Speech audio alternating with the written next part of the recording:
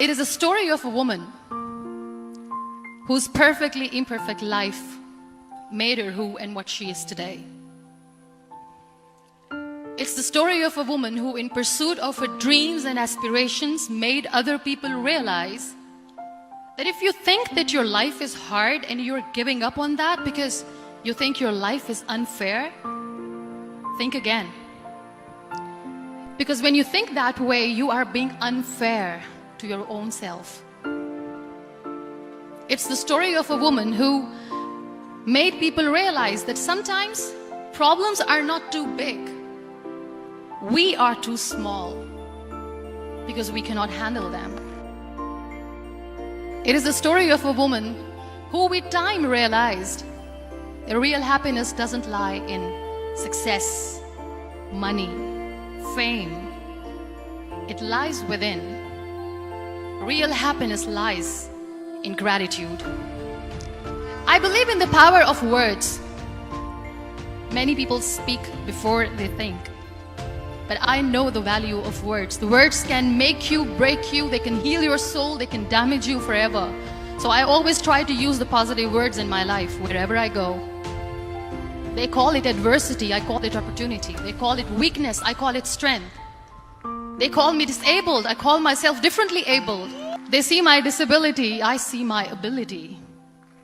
There are some incidents that happen in your life, and those incidents are so strong that they change your DNA. Those incidents or accidents are so strong that they break you physically. They deform your body, but they transform your soul. Those incidents break you, deform you, but they mold you into the best version of you.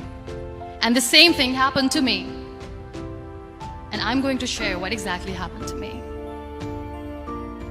I was 18 years old when I got married.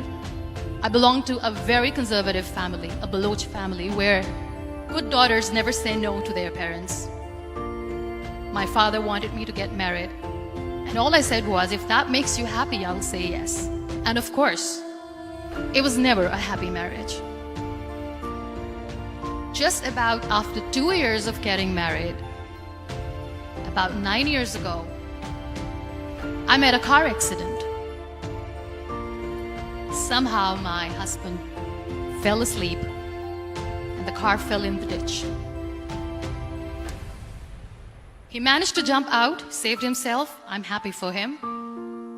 But I stayed inside the car and I sustained a lot of injuries. The list is a bit long. Don't get scared. I'm perfectly fine now. But that injury that changed me and my life completely as a person and my perception towards living my life was the spine injury. 3 vertebrae of my backbone were completely crushed and I got paralyzed for the rest of my life. I finally ended up in a hospital where I stayed for 2.5 months. I underwent multiple surgeries. Doctors have put a lot of titanium in my arm. There's a lot of titanium at my back to fix my back. That's why people in Pakistan call me the Iron Lady of Pakistan. Sometimes I wonder how easy it is for me to describe all this all over again. And somebody has rightly said that when you share your story and it doesn't make you cry, that means you have healed. One day, doctor came to me and he said, well, I heard that you wanted to be an artist, but you ended up being a housewife. I have a bad news for you. You won't be able to paint again because your wrist and your arm are so deformed, you won't be able to hold a pen again. And I stayed quiet. Next day, doctor came to me and said, your spine injury is so bad, you won't be able to walk again. Because of your spine injury and the fixation that you have in your back, you won't be able to give birth to a child again. That day, I was devastated. I still remember, I asked my mother, why me? And that is where I started to question my existence. Why am I even alive? What's the point of living? I cannot walk, I cannot paint, fine. I cannot be a mother. And we have this thing in our heads, being women, that we are incomplete without having children. I am going to be an incomplete woman for the rest of my life. What's the point? People are scared. They think I will get divorced. What is going to happen to me?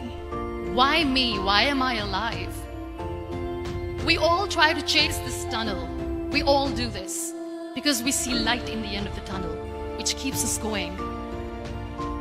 My dear friends, in my situation, there was a tunnel that I had to roll on. There was no light. And that is where I realized that the words have the power to heal the soul. My mother said to me, "This too shall pass. God has a greater plan for you. I don't know what it is, but He surely has." And in all that distress and grief, somehow or the other, those words were so magical that they kept me going. I was trying to put that smile on my face all the time, was hiding. It was so hard to hide the pain, which was there. But all I knew was that if I will give up, my mother and my brothers will give up too. I cannot see them crying with me. So what kept me going was, one day I asked my brothers, I know I have a deformed hand, but I'm tired of looking at these white walls in the hospital and wearing these white scrubs. I'm getting tired of this. I want to add more colors to my life. I want to do something. Bring me some colors. Bring me some small canvas. I want to paint. So the very first painting I made was on my deathbed, where I painted for the very first time. It was not just an art piece or just my passion. It was my therapy. What an amazing therapy it was. Without uttering a single word, I could paint my heart out. I could share my story. People used to come and say, "What lovely painting. So much color." Nobody could see the grief in it. Only I could.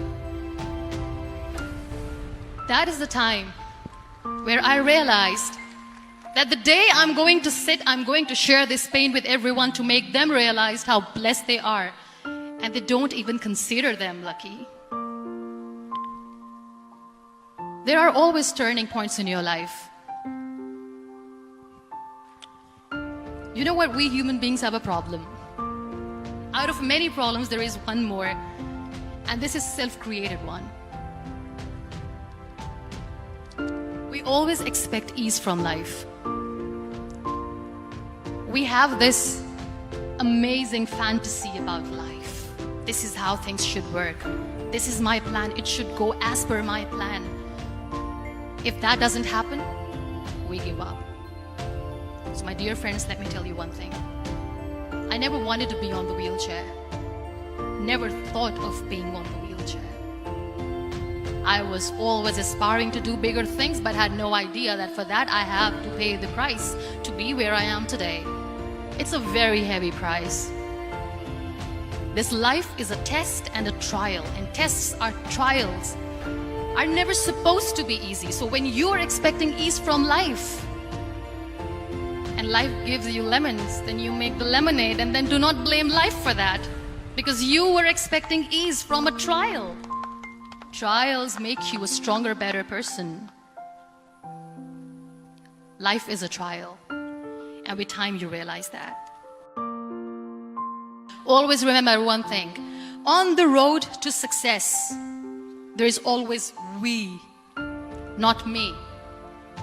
Do not think that you alone can achieve things. No. There is always another person who is standing behind you, maybe not coming on the forefront, but behind you, praying for you and supporting you. Never lose that person. Never. The woman who made me realize that heroes have no gender.